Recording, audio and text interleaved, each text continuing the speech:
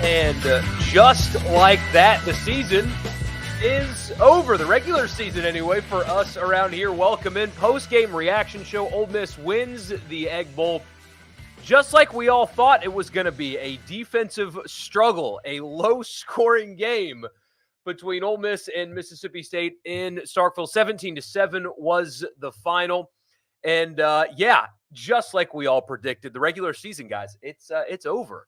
Now, what we wait is for the weekend to happen, of course, and see where Ole Miss's bowl placement is going to be. There's a chance so that they can slip into an access bowl.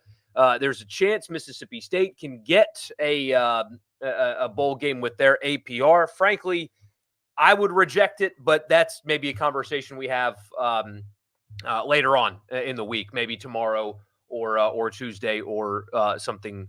Not tomorrow.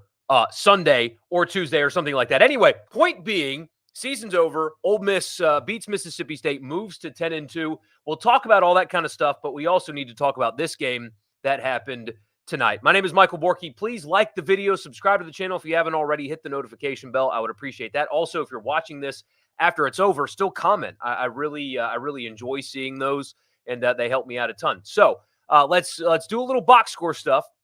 And then we'll get to your comments and react to the game. A defensive struggle, one of the most painful first quarters to watch. It was like watching Iowa. That was the first quarter. That was watching Iowa football tonight. Both defenses, they came to play and played well and just punt, field goal, punt, missed field goal, whatever it was. A defensive slog in the first half of this game.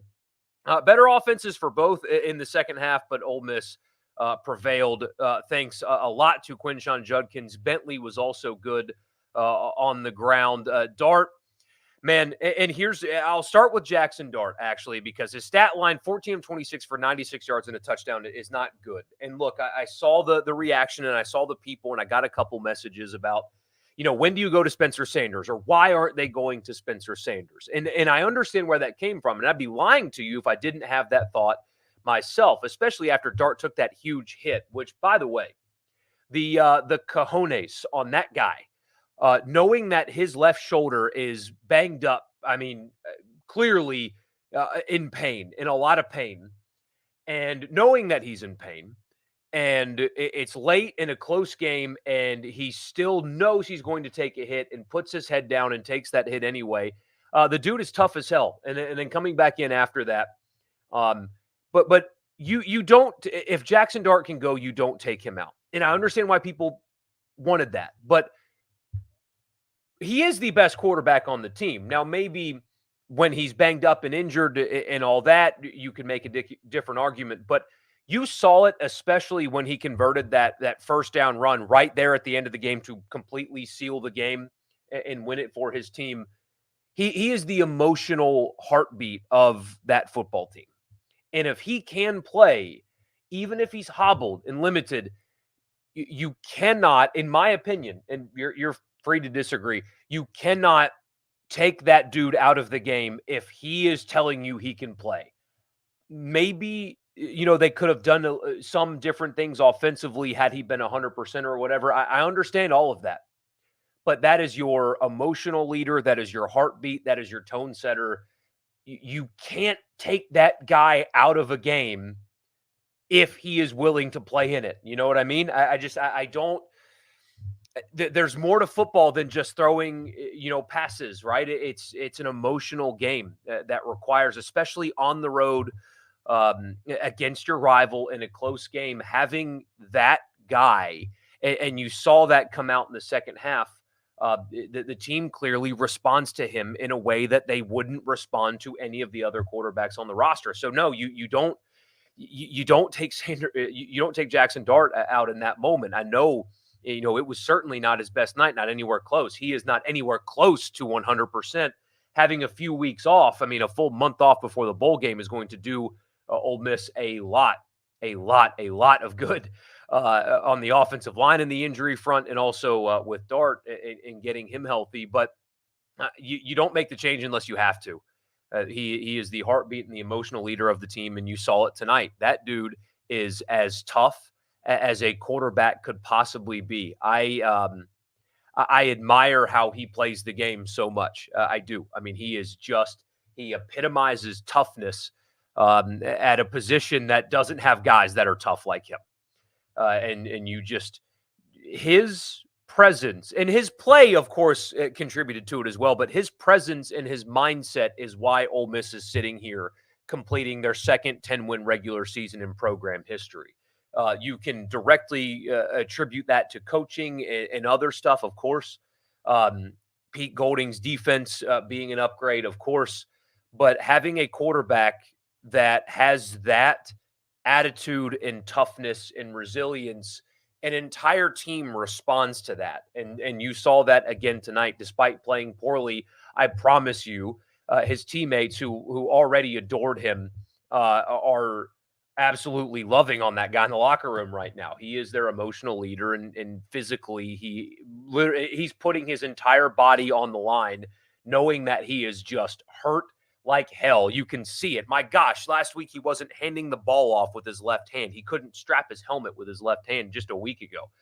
And still lowering his shoulder and taking hits in this game shows the kind of player and leader that he is. So he's not the hero for Ole Miss tonight. It's Quinshon Judkins. He was exceptional for Ole Miss tonight. He had 119 yards. It's 4.3 per carry, but you guys know how good he was in the second half. Judkins was why Ole Miss was able to run away and win that game. Bentley had 63 on 10 carries. He was really, really good tonight. Prescorn did have that touchdown. Excellent play call there and a great play fake that turned into a wide open Prescorn. On the other side, Will Rogers, he's not 100% either. At least it doesn't look like it. Was 25 of 39 for 207. So really, with the exception of a handful, didn't exploit or try to exploit the Ole Miss defense vertically. Ole Miss's defense and Mississippi State's defense, for that matter, both defenses had really, really, really good nights. I mean, held Mississippi State to under 100 yards rushing on 3.4 per carry and only 207 yards passing on 39 pass attempts. That is a really, really good night for the Ole Miss defense. And it's something that we talked about going into the game. Of course, nobody really saw it going down like this, but this Ole Miss defense has feasted on the bad offenses that they've played. And Mississippi State has not been a good offense all season. It's been a bad offense. And Ole Miss's defense really shut them down with the exception of one touchdown drive. It was a really, really good night from Ole Miss's defense. They tackled well in space for the most part. Didn't do a great job of getting and generating a ton of pressure, but Rogers multiple times just kind of got rid of the football before he had to because pressure was coming. So I don't think they recorded a single sack in the game. I could be wrong, but I don't think that they did. But either way, weren't able to get him down much, but the pressure did generate some bad throws from Will Rogers. So look, Mississippi State's about to hire a new coach. That is far more important for them than the results of tonight. That is a roster that is going to lose a lot of players. They're going to lose their best players, frankly, from this team. So a new coach is going to have to come in and do a lot of good portaling, and we'll see who that is in the days to come. State fans would disagree with this. It is just my opinion. When you're bringing in a new coach and all of that, I don't think 5-7 teams should make bowl games anyway. Frankly, and I'm a big proponent of bowl games, but losing records when you're 1-7 in your conference, you don't deserve to play in the postseason, in my opinion. You have seen teams reject bowl invites in the past at 5-7. I would do that here. I know they have a bowl streak that they like, that they're proud of. So maybe they just continue that if they are given the opportunity. I do not think a losing record should be rewarded with a postseason berth. That is just my opinion, and it's okay if you disagree. On the flip side, Ole Miss had their second 10-win regular season in program history, and it's their second in the last 3 years under Lane Kiffin. And back in August, if I'd have told you Ole Miss is going 10-2, I didn't think they would. Frankly, my prediction was 8-4. Nobody rationally thinking expected this team to go out and win 10 games. And doing it with their only losses being to two of the four best teams in college football at the moment. If we're being honest, it's a really, really impressive year. Lane Kiffin clearly is elevating the floor of the program, and the program itself is changing as well. They are investing like they never have before. The NIL, the collective is organized at Ole Miss, and here are the fruits of that labor. You guys know, if you listen to me enough, we talked going into the Georgia week about how there's this idea that Lane Kiffin doesn't win big games or can't win big games. He has won 28 regular season games in 3 years at Ole Miss. There are a lot of big games and big wins in those 28 regular season wins in 3 years at Ole Miss. It's an incredibly impressive run. If it doesn't end in an Access Bowl, it doesn't change the fact that it is, and it also doesn't change the fact that they can have a one-of-one season with 11 11 wins in a season, which is something that they've never done in the history of the program. It is an outstanding coaching job from Lane Kiffin. It's an outstanding year. They should return a metric ton of guys on both sides of the ball, to some degree anyway. Guys with COVID years, impact players tonight with COVID years can return to this team. I do. I mean, I expect that there are going to be some staff changes. I'm not implying anything. I don't know a specific one. It's just kind of usually how that works. But Ole Miss has a ton of momentum going into the 12-team playoff era. Returning quarterback, presumably returning running back, possibly both. Returning a handful of wide receivers, possibly returning tight end.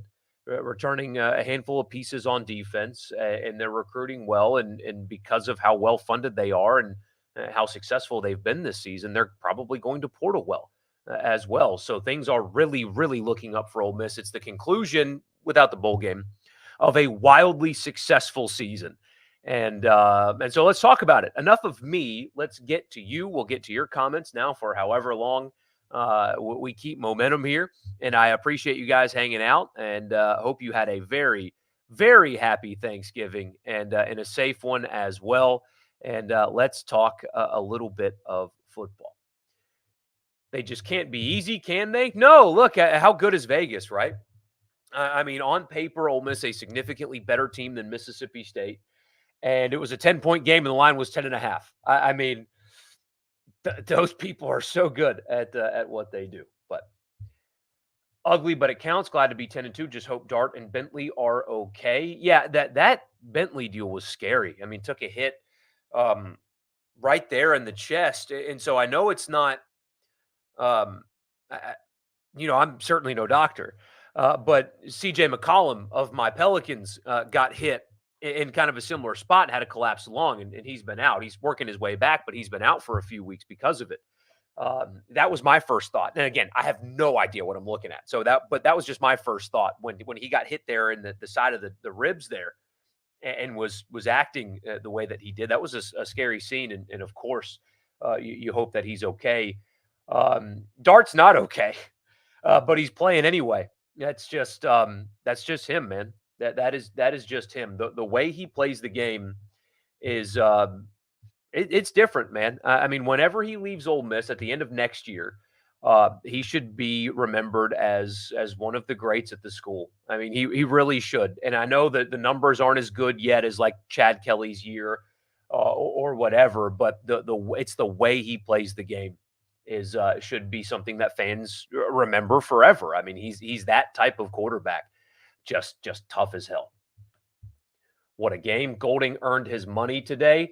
We've been talking about it all season. There were still people last week or 2 weeks ago that were trying to tell you that he's actually not good and stuff like that. And they have been vastly improved as a unit all season. They are much better coached. They are lacking personnel in basically every spot. In terms of high-end SEC talent, Pete Golding squeezed the most out of that personnel on that side of the ball this year, and they beat Mississippi State because of defense. They beat Arkansas because of defense. They have the Tulane game defense kept them in that game as well. And hell, I mean, they got 4 stops at the end, or 3 stops in the fourth quarter at the end of the LSU game. Without that, it's not the same. They have had a really nice year defensively. It was a dramatic improvement from a year ago, and they showed you again tonight that they are much. It was a very good decision to move on from Chris Partridge and to invest what they're investing, which is a lot of money. I mean, Pete Golding's a top 10 coordinator in all of college football, just like his boss in Kiffin with their salaries paid off. That was a worthy investment this year, and he's recruiting extremely well. Go look at their defensive line class, and they're not done yet. So on the field, that decision to go after Pete Golding and pay him what it took to get him to leave Alabama to come to Ole Miss, and you can debate the merits of if he left or whatever. I'm not doing that tonight. But still, they are bearing the fruits of that investment right now with Pete Golding, both on the field, completing this season. They don't win 10 games without him. And also, if you look at recruiting, you think Dart has a bad shoulder injury. The obvious game plan was to just run it and stop them on defense. Hopefully, team can heal up for the bowl game. Yeah, he's not anywhere close to 100%. But he'll play in the bowl game because you're going to say that he's not going to play? You going to tell that kid that he can't play? Good luck. Judkins was a dog. Yeah, man. His yards after contact are special. He's been like that all season. Really has Judkins. But tonight, man, put the team on his back.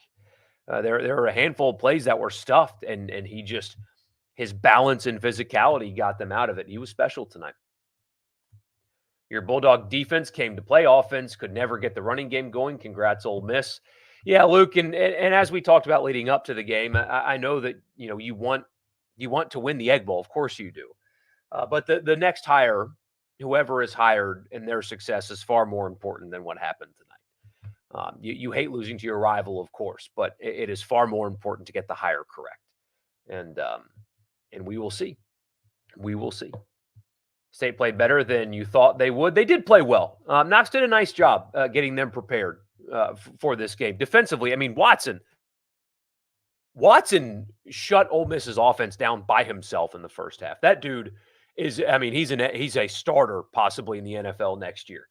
I mean, that he's athletic, he's fast, he can cover, he can get after the quarterback, and he's a sure tackler. I mean, he by himself kept Ole Miss's offense in check in the first half. What do you have, 15 tackles in the first half? Something like that.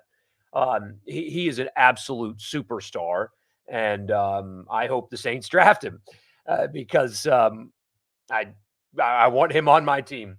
Nathaniel Buki Watson can play on my team anytime. What an absolute superstar that guy was, and he gave Ole Miss fits, man, all night. I mean, he was even when Ole Miss had it schemed well, where they had the protection from the back end to stop him blitzing, he still created havoc. He is just special, and he was great tonight.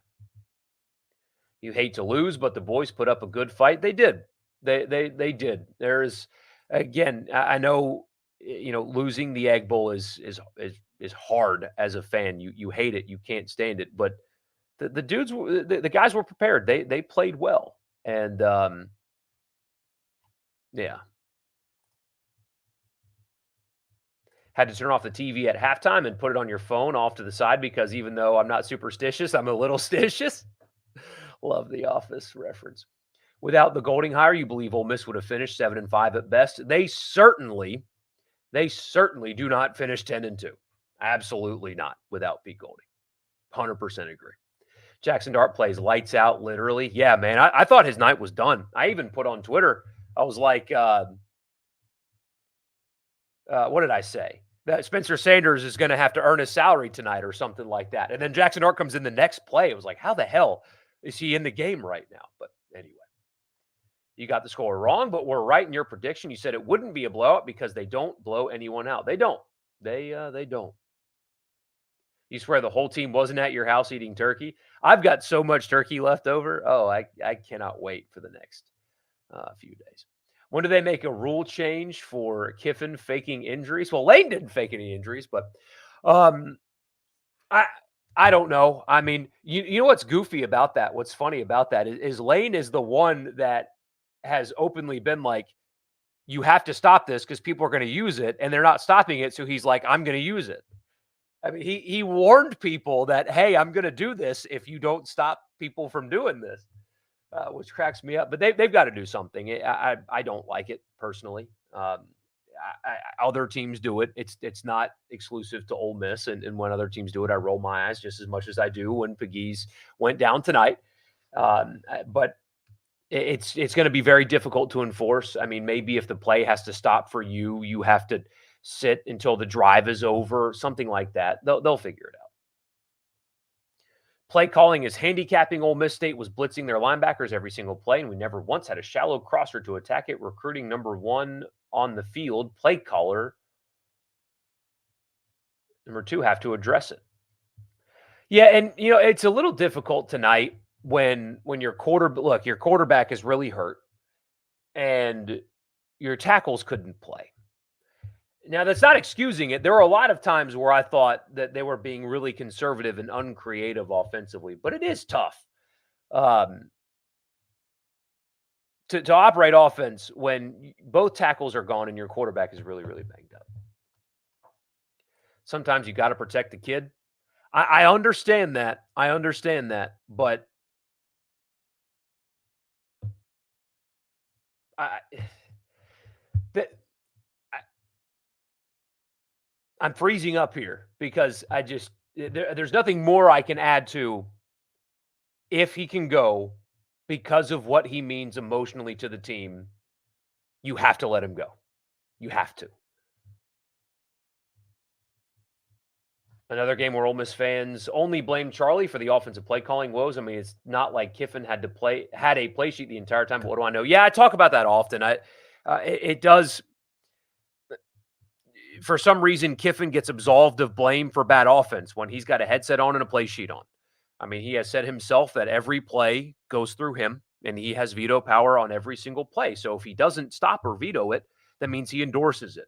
He is just as much to blame for a bad offensive performance as Charlie Weiss, but for some reason he gets completely absolved of it. I even saw somebody on Twitter say after the Prescorn touchdown, well, that must have been a Kiffin play call. It's like that's incredibly unfair, especially when none of us have any idea who was calling what tonight and who schemed what tonight.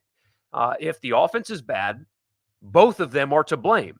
If the offense is good, both of them deserve credit. But when it's bad, only Weiss gets blamed. And when it's good, only Kiffin gets credit. I don't think that's particularly fair. You can't wait for Iowa and the bowl game. What a contrast of styles that's going to be. I'm not totally convinced they're not going to make an access bowl. I mean, it's college football. Weird things happen, right? We will have to see. Judkins did get to 1,000 tonight. Yes, he did. He got to 1,000. That stiff arm, though, was nasty. You are not kidding. My goodness. My goodness, that was nasty. You're glad that State can get onto a new coach, hopefully a good one, including staff. It's going to move quickly, it sounds like. Called it close this afternoon with all the injuries on both sides, plus Ole Miss doesn't run it up on anyone, even when healthy. Not even really Vanderbilt. I mean, they kind of struggled to put them away, too. So that's their thing this year. Dart's limitations were exploited tonight. You were actually crying for a change of quarterback for a possession or two in the second half. What his limitations were exploited. What were those limitations? If you're talking about injury, then I hear you. I understand. But if you're talking about limitations in play, that wasn't his issue tonight. He's hurt bad. I just to have the season that he just had and to talk about limitations being exploited, I just disagree with you. And that's okay. I'm glad you're here. I just don't think that his limitations were exploited tonight. I think the dude is hurt bad, and he's the emotional leader, so they didn't make a change. Hate to say it, but Ole Miss will get embarrassed in an NY6 bowl game. Why do you say that? I mean, look, forgive me for being the spin guy tonight, but that's what I'm going to be. I mean, have you watched Penn State play? They don't beat everybody by 4 touchdowns. Have you watched Louisville play? I mean, they're scraping by. They're lucky to be where they are right now, and they have a loss to, at the time, a 2-8 Pittsburgh team. I mean, they beat LSU. You know, Missouri should have lost to Florida last week.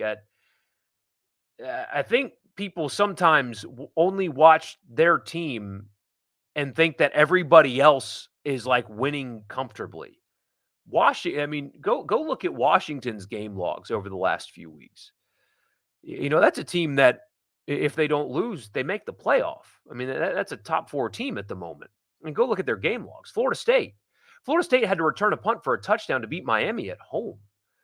You know, so just because anyway, point being, whoever they could get matched up with in an NY6 Bowl has had the exact game that Ole Miss played tonight. The exact game that they've played tonight. This is wild what's happening now. You're pumped for the future? Yeah, I mean, as early as next year, considering what they have returning. I mean, we will spend the offseason now talking about, because of the 12-team playoff, and this is why I've argued for it for years, and this is why people like Barrett Sallee, who advocated that it shouldn't expand because, well, Alabama's too good, we will spend an entire offseason in Mississippi realistically talking about a team's playoff chances for an entire offseason. Do you know how good that is for the health of the sport? Because it's not just Mississippi, right? It's programs all over the country that haven't sniffed the playoff that now their season feels so much bigger. I love it. I want to bet Charlie is not here next season. I don't know. I kind of have a feeling that that's going to change, but that's only a feeling and nothing more. Just happy to get to 10 wherever the bowl they get is icing. Why did Tom Luke get angry? I have no idea. It's not confirmed that Ole Miss is going to Orlando. I mean, if Missouri loses, then Ole Miss will play in an Access Bowl. At least I think they will. I don't think Penn State's losing, but they could. You know, they could. It's college football. It happens. Louisville could lose to Kentucky, and Florida State could be left out of the playoff. There's scenarios that can happen this weekend that can change that. So don't. I mean, if you want to reserve a hotel that's fully refundable upon cancellation, then go for it. But it's not confirmed as of this moment. Almost needs a ton of secondary help and O-line help in the portal. Linebacker would be nice as well. Wide receiver, tight end depends on who comes back. Yeah, they will seek all of that. They will seek all of that. Good to see you too, man. Good to see you too. Will Rogers trying to run a pro-style offense is the funniest thing Ole Miss fans have seen since Brett Favre took Bulldog fans' government money. Here's the thing, though. I'm not going to actually do this tonight because it kind of feels like piling on somebody that just played his last game at his school. But the back half of last year in the air raid wasn't good either. Pete Golding is legit. Yes, he is. Did Knox have to drive that ATV slowly off the field? I think somebody else did that for him, but imagine if Ole Miss lands some portal wide receivers who can stay healthy next year. I can guarantee you they will get at least one. Very conservative offensive game plan. I agree. It felt almost too conservative early. I think they were protecting Dart a little bit.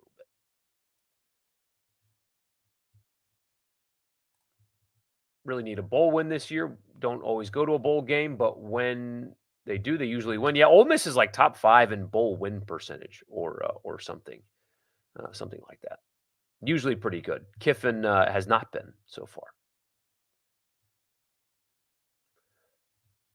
How did the trainer not rule that a concussion on the dart hit? I guess they didn't think it was one. And yes, that is an NFL rule where they take the helmet until they go through a thing. But I think that was. I don't know. I don't know. I thought he wasn't going to play for the rest of the night, but obviously he's fine. Mentally, anyway.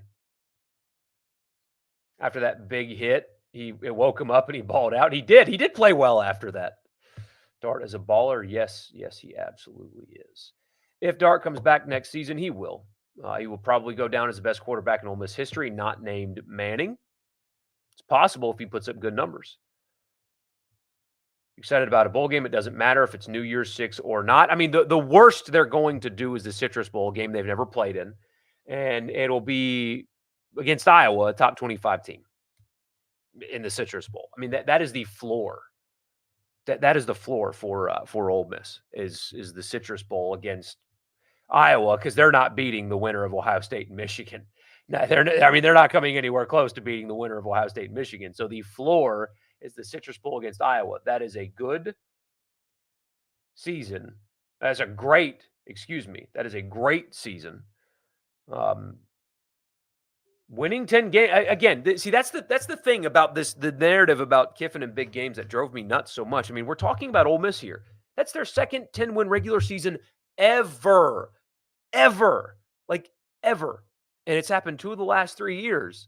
That talking point was so stupid a couple of weeks ago, and too many national people just like perpetuated this idea that he's actually not that good of a coach. It's so stupid, and yet here we are. But anyway, talking about a team's playoff chances isn't the same as their national title chances. Fans will be disenchanted when the new blood gets blown out the first couple of years, beat teams in the regular season. No, they won't. I disagree with you so much, Curtis. I love you to death, man. I disagree with you completely. That look, we talked about this the other night. I grew up on Furman football. Totally different deal than the SEC. I get it. But the feeling of a home playoff game in Paladin Stadium is a feeling that I have not replicated as a sports fan. It is incredible. It is incredible. And I've been to playoff games in which everybody knew they weren't winning a national championship. They weren't good enough, but by God, they had a playoff game that they won, and it was awesome. A playoff game against a Penn State is so much better than the Cotton Bowl.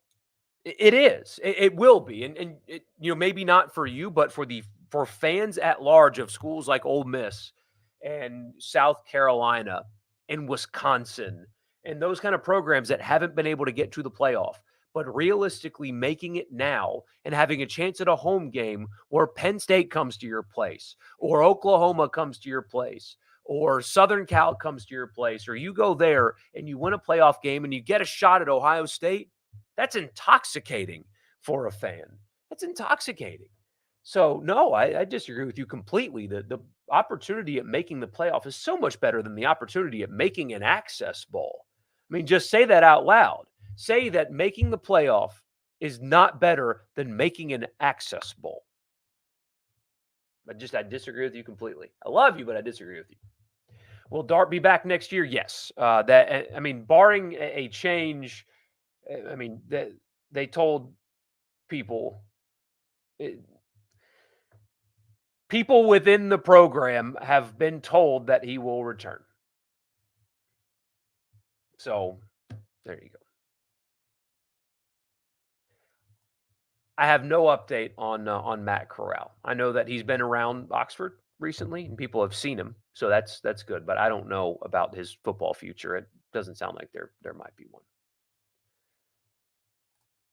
If they can have design runs with a healthy quarterback, takes the offense to another level. Absolutely, it does. And they still did it tonight despite his injury. But yeah, and so you can probably expect to see more of that in the bowl game when he's back to being healthy.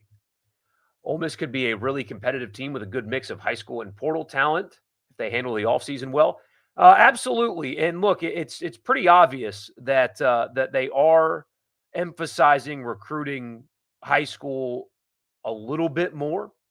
Now, it's not going to be – they're still – they found a niche in the portal, and it's working for them, so they're still going to do that. But they are having success in the high school ranks as well. It's a nice balance. This defensive line class is the kind of defensive line class that Georgia signs. It's 3 4-stars and a 5-star. Now Georgia does that every year, but you get my point. So that is working well. They are very clearly, and other people have pointed this out first. It's not a unique thought to me, but they are very clearly altering their recruiting strategy at least a little bit. Why are they doing that? Maybe it's a realization that Kiffin knows that he needs to build the program because he's not leaving anymore, or at least not in the way that he expected. Maybe it's Pete Golding. Maybe it's they're realizing that they can have more success in high school. I don't know what it is, but they're clearly doing it. Yeah, Rogers, he's a good dude. He's a really good guy, and um, used his NIL for charity purposes. I mean, I'm sure he's making money too, but um, that's not all he cared about. He's a good dude. It's yeah, I agree with you. He's hard not to root for. He's a good kid. He'll do well in whatever he chooses to do. A lot of people think he's going to hit the portal and go somewhere. There's been a rumor for weeks now about Southern Miss. That is interesting because they still need quarterback play. But I mean, they brought in like 4 quarterbacks this year, and they all kind of stink. And so it makes you wonder why that is. Is it they keep bringing in bad quarterbacks, or are they not? But either way, he's got another year of eligibility in college. I mean, I don't mean to be rude, but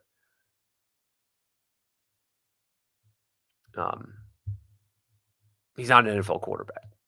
So if you got a year left and you want to keep playing ball, go play ball, man. And if he wants to really keep playing ball, I mean, the XFL is there and stuff like that. So yeah, I'll be rooting for him wherever he goes and wherever he ends up. Curtis, this is why I love this format right here. You say that's a unique insight and brings more substance to the argument than anyone else has. Appreciate the insight. I just don't like that the players didn't have a seat at the college football playoff expansion table. I hear you, man. I appreciate you being here. So going back to the question you asked a few weeks ago, is Lane Kiffin up there to be one of the best coaches to lead the Ole Miss football program after having 28 regular season wins in 3 years? Lane Kiffin is the best coach at Ole Miss since Vaught, and it's kind of a low bar to clear, but he is. He's now more accomplished than Hugh Freeze. He's more accomplished than David Cutcliffe. Yeah, he's the best coach in Vaught. Vaught won national championships, so I know the era was different, but yes, he is the best coach at Ole Miss since Vaught, and Vaught was when my dad was born. So it's been quite some time, but yes, he is.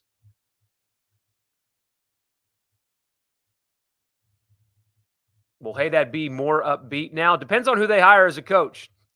Depends on who they hire as a coach. He was, man, I love that guy. I absolutely love that guy. He is truly, genuinely an incredible guy. Just a wonderful person, cares about his family, deeply cares about his friends. He's a great guy. He was a downer this week. Yeah, I mean, he just brought the whole mood down all week long. I just didn't expect them to have a shot, and they kind of did there they did there for a while. And yeah, it depends on who they hire, though. There's a couple of candidates out there, names that have been floated out there, that if they hire, he's not going to be more upbeat. Now, we'll see if they do.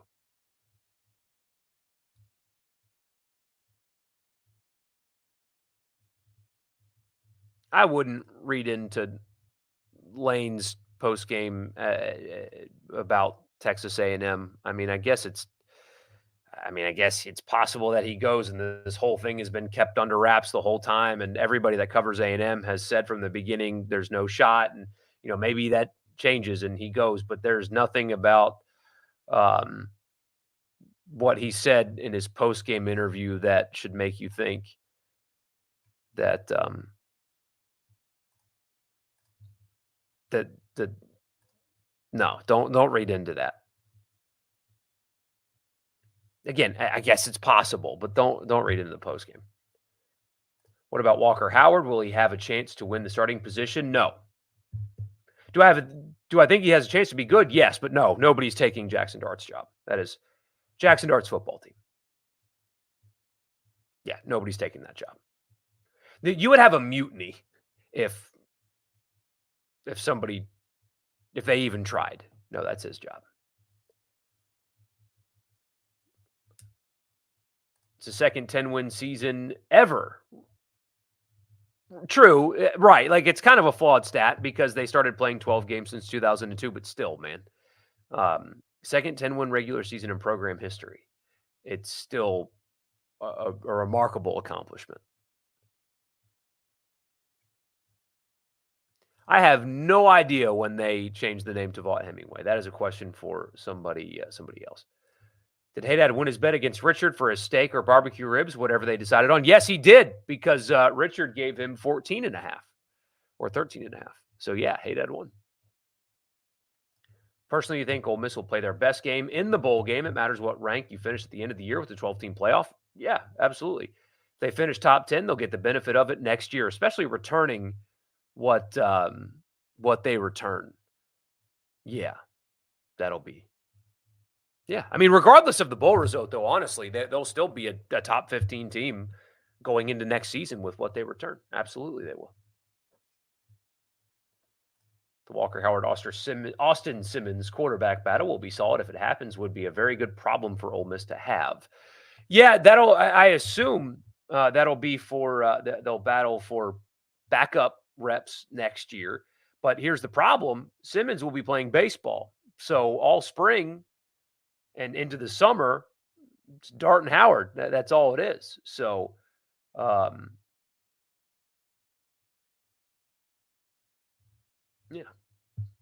You love this show? Thank you. I love you too.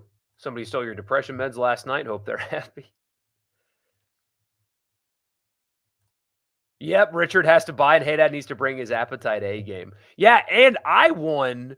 So I owed Haydad a steak, and then we did double or nothing, and I won the double or nothing. So he owes me now. So what he should know.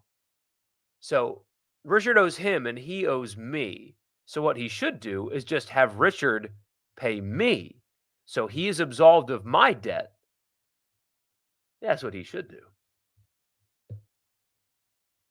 Why do I say Kiffin's not leaving anymore? I mean,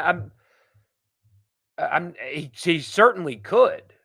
He certainly could. I just look. I mean, unless this has been the most secretive coaching search of all time, which again, it's possible there are surprises in coaching searches, but unless the Texas A&M coaching search has been the most secretive smokescreen search in the history of searches, there's no reason at this point to think that he's taking the job. Now, again, it could be super duper secret, but there's nothing pointing to him and A&M as of this moment. So that's why. But if you're talking about like moving forward, if A&M does happen to hire somebody else, it's because how many jobs are going to come open that are, the list just continues to get smaller and smaller.